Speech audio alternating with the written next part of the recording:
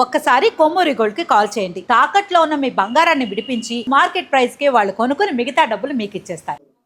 నమస్తే, welcome to మనం TV. నేను మీ చార్మి. ఇప్పుడు సంక్రాంతి రాబోతుంది. సంక్రాంతి సీజన్కి సంబంధించి ఇటు మాంజాలు అదే విధంగా పతంగిలు ఎగరేస్తూ ఉంటారు. ప్రతి ఒక్కరి ఇంట్లో పతంగిలు కనిపిస్తూ ఉంటాయి, మాంజాలు కనిపిస్తూ ఉంటాయి. కానీ ఈ రోజు ఒక దారుణం జరిగింది. అదేమిటి అంటే, ఓ అబ్బాయికి సంబంధించి అటు వెళ్తున్న క్రమంలో ఆయనకి ఓ మాంజా మెడకి చుట్టుకొని ఆయన మెడ కట్టవడం జరిగింది. ఇది మేడ్చల్లోని కీసర దగ్గర జరిగింది. ఇలాంటి ఘటనలు గత కొన్ని సంవత్సరాలుగా ఎన్నో జరుగుతూ ఉన్నాయి. దానికి గల మెయిన్ కారణం ఏంటి అంటే ఈ చైనా మాంజలు. ఈ చైనా మాంజలకు సంబంధించి వాటిళ్లలో వాడే దారం చాలా స్ట్రాంగ్గా ఉంటుంది. ఇటు మనుషుల ప్రాణాలే కాకుండా కంప్లీట్గా మన జీవనానికి సంబంధించి మన లైఫ్ని కూడా లీడ్ చేసేటువంటి పక్షులు, అదేవిధంగా చిన్న చిన్న పీజియన్స్, పిచ్చుకలు, అవన్నీ పిచ్చుకలతో ఎప్పుడో మాయమైపోయినాయి. అండ్ పీజియన్స్కి సంబంధించి మనం ఎన్నో రోడ్ల మీద పడిపోయి ఉండడం చూస్తాం.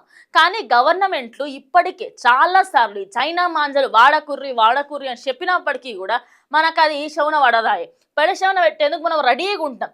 ఇప్పటికీ కూడా కొన్ని ప్రాంతాలలో, నాట్ ఓన్లీ అంటే హైదరాబాద్ అనే కాకుండా ఆంధ్రప్రదేశ్లో కానీ ఏడైనా సరే ఇటువంటి ఇన్సిడెంట్స్ మనం గత కొన్ని సంవత్సరాల కిందట చూసుకుంటే ఓ మనిషి చచ్చిపోయింది కూడా. అట్లా చెప్పుకుంటా పోతే చాలామందికి చేతులకు కానివ్వండి, ముక్కులకు కానివ్వండి, ఐస్, మూతులు, చాలామందికి నడి రోడ్డు మీద పోతున్నప్పుడు బండ్ల మీద పోతుంటే పీకలు కట్ అయిపోయి ఉంటాయి. అది మళ్ళీ ఇట్లా మెడలు కట్ అయిపోతాయి, ఈ మన లిప్స్ మీద కట్ అవుతూ ఉంటాయి. అంటే అంత స్ట్రాంగ్గా ఉంటాయి. కానీ ఈ మాంజలకి సంబంధించి అసలు సరఫరానే చేసుకోకుర్రి అంటే దీన్ని నడి రోడ్ల మీద అఫీషియల్గా అమ్ముతున్నారు. ఇంకోటి, ఇండియన్ మాంజాలకి దానికి గల తేడా ఏంటంటే, ఇండియన్ మాంజాలు గట్టి కొడితే ఇట్లా ఇరిగిపోతాయి.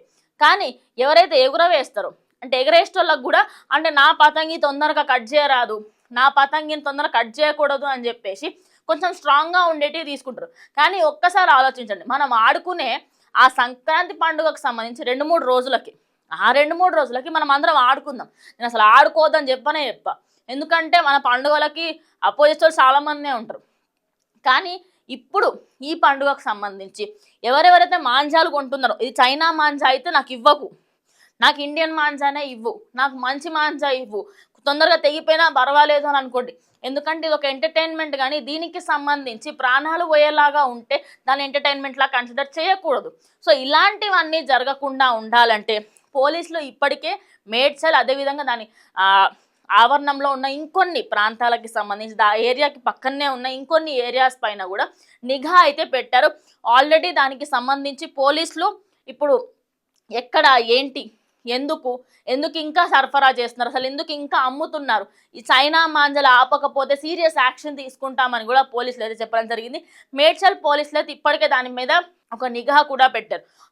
ఎవరెవరైతే ఈ సంక్రాంతికి సంబంధించి మాంజాలు అమ్ముతూ ఉన్నారో, మాంజాలు అమ్మేటప్పుడు చైనా మాంజాల కావా అని చెప్పేసి ఖచ్చితంగా చూసి వాటికి సంబంధించి చైనా మాంజాలు అయితే కొనకుండా ఉంటే చాలా బెటర్. ఎందుకంటే ఇంతమంది ప్రాణాల మీదకి వచ్చే బదులు కొద్దిసేపటికి మనం ఎంజాయ్ చేయడానికే కాబట్టి ఎవరికో పోటీ అన్నట్టుగా కాకుండా ఖచ్చితంగా మన ఆరోగ్యాలు కూడా మన జీవితాలు కూడా మనం చూసుకోవాలి. కాబట్టి సంక్రాంతిని అంగరంగ వైభవంగా చేసుకుందాం, కానీ జాగ్రత్తలతో పాటిద్దాం. చైనా మాంజాలు వాడకుండా అదేవిధంగా పేపర్ పతంగులు కూడా వాడితే చాలా మంచి. చాలామంది ప్లాస్టిక్ పతంగులు వాడుతుంటారు. ఆ ప్లాస్టిక్ మళ్ళీ వెళ్ళి కాలువలలో ఎక్కడో కొద్దిగా పడుతూ ఉంటుంది.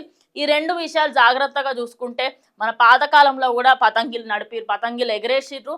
ఇప్పుడు ఏంటంటే మనం కొంచెం అడ్వాన్స్ అయినాక అంతే. సో ఈ విషయానికి సంబంధించి అందరూ జాగ్రత్తలు తీసుకుంటారని అనుకుంటాను. ఎందుకంటే స్టార్టింగ్ ఇంకా జనవరి కూడా రాలేదు. జనవరి వస్తే ఇంకెక్కువ పెరుగుతూ ఉంటాయి పతంగులకు సంబంధించి. సో అందరూ కూడా జాగ్రత్తగా ఉండాలని కోరుకుంటున్నాను. ఇది ఇవాళ వీడియో. ఇంకో వీడియోతో మళ్ళీ కలుస్తాం. అంటే కీప్ వాచింగ్ మనం టీవీ.